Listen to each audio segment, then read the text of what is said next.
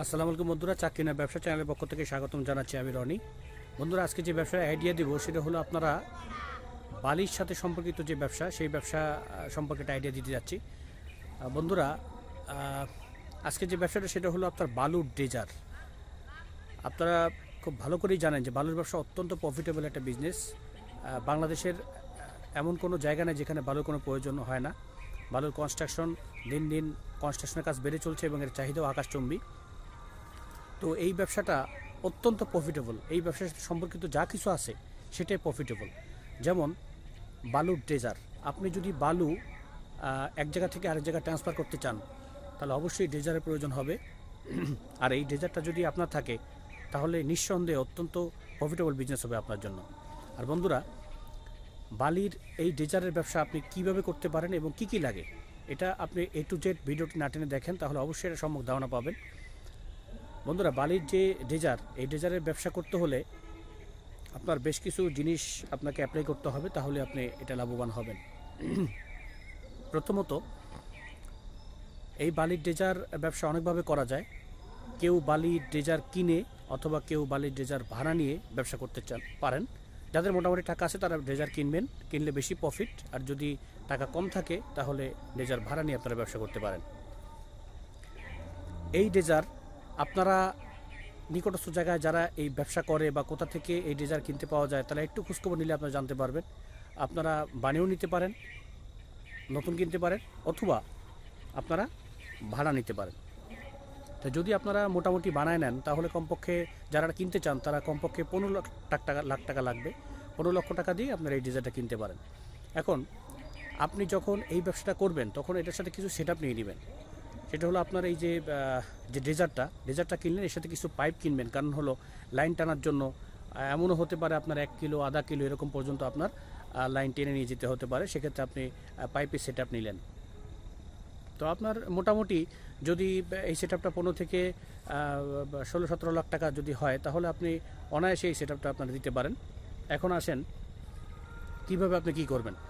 প্রথমেই আপনি বালির ব্যবসা যখন আপনি এই যে ড্রেজারের ব্যবসা যখন আপনি করবেন, একই সাথে আপনি বালির ব্যবসা করতে পারেন এবং শুধুমাত্র যদি বালির ব্যবসা না চান শুধুমাত্র ড্রেজারের যে ভাড়ার যে ব্যবসাটা সেটা আপনি করতে পারেন।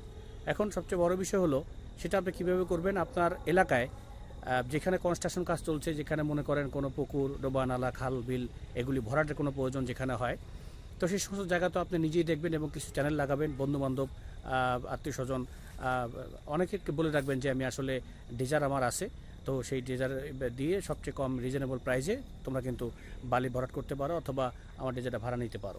তো সেখানে আপনারা যাবেন, নিজেরা কিছু মার্কেটিং করবেন, পরিচিতি বাড়াবেন। তো গিয়ে তাদেরকে বলবেন যে আসলে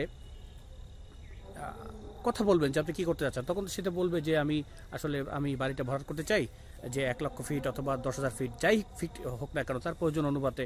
সে তো আসলে এস্টিমেটিভ হয়ে বলতে পারবে না। তো সে আপনাকে হয়তো প্লেসটা বলবে যে আমি আসলে এই প্লেসটা ভরাট করতে চাই। তখন আপনি একটা অ্যাপ্রক্সিমেটলি আপনি এই ব্যবসা যখন করবেন তখন অবশ্যই আপনার কিছু জানাশোনা হওয়া লাগবে। তো আগে থেকে কিছু জানবেন, তো মোটামুটি একটা ধ্যান ধারণা আপনি নিয়ে রাখবেন যে এটা কোনটাতে কত কী লাগে। তো আসলে একটা এরিয়া দেখে আপনি নির্বাচন করবেন যে এখানে কত হাজার ফিট বা কত লাখ ফিট বা কত কী, সেটা আপনি একটা অ্যাপ্রক্সিমেটলি আপনি ধারণা নেবেন।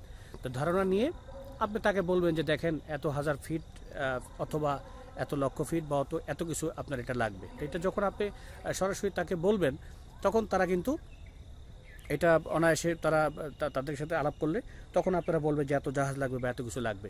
তখন সেইভাবে ধরে আপনি কিন্তু সেখানে আপনি অনায়াসেই আপনি যে কত ফিট লাগবে সেই ফিট হিসেবে আপনি তাকে টাকা নির্ধারণ করবেন যে আসলে এত ফিট আপনাকে 3 টাকা 4 টাকা বা স্থান ভেদে আপনি সেই টাকাটা নির্ধারণ করবেন।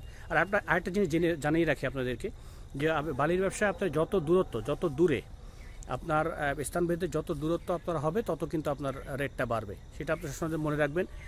রেট অনুপাতে আপনার টাকাটা আপনার নির্ধারণ হবে।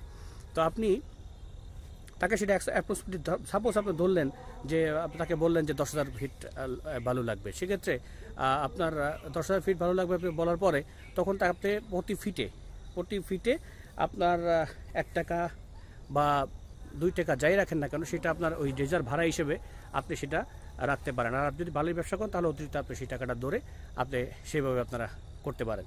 তো এটাই একটা বিষয়, আপনার নিজস্ব কিছু টেকনিক আপনাকে অবলম্বন করতে হবে এবং সেখানে বিভিন্ন মানুষের সাথে মিশতে হবে, মিশে জেনে শুনে বুঝে আপনাকে সেভাবে আগাতে হবে।